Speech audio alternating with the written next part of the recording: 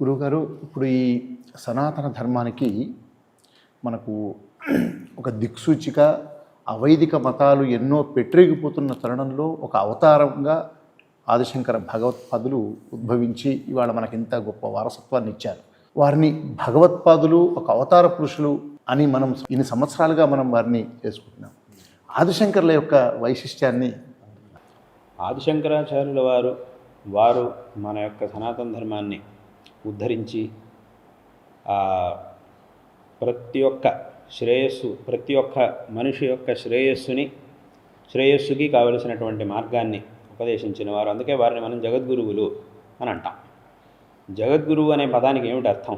జగద్గురువు అంటే ఏమిటి? అది ఊరికే అలా వాళ్ళు పెట్టుకునే పేరా ఇది? జగద్గురువు అని అంటే ఎవరికి వాళ్ళు పెట్టుకునేటటువంటి పేరు కాదు ఈ జగద్గురువు అనే పేరు. అది వ్యక్తి యొక్క గొప్పతనాన్ని బట్టి ఆ పేరు తనంతట తానే రావాలి, తనంతట తానే వస్తుంది ఆ పేరు.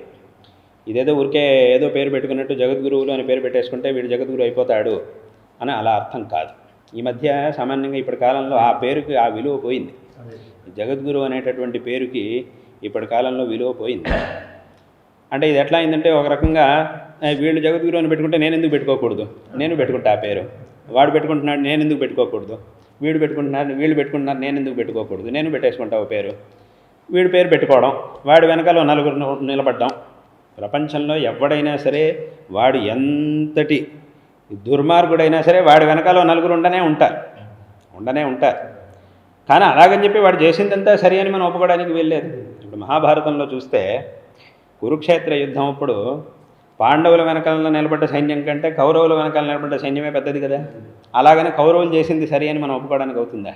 అలా అవదు. కాబట్టి ఇప్పుడు ఏమవుతుందంటే, ఎవరికి వాడికే ఈ జగద్గురు అనే పదానికి ఇప్పటి కాలంలో ఆ విలువే పోయింది అసలు. కాబట్టి వాస్తవంగా ఈ పదానికి ఏమిటి అర్థం, దీని యొక్క అర్థం ఏమిటి అని అంటే, ఈ జగత్తులో ఉండేటటువంటి, ఇప్పుడు మనకి గురువు నుంచి ఏం కావాలి?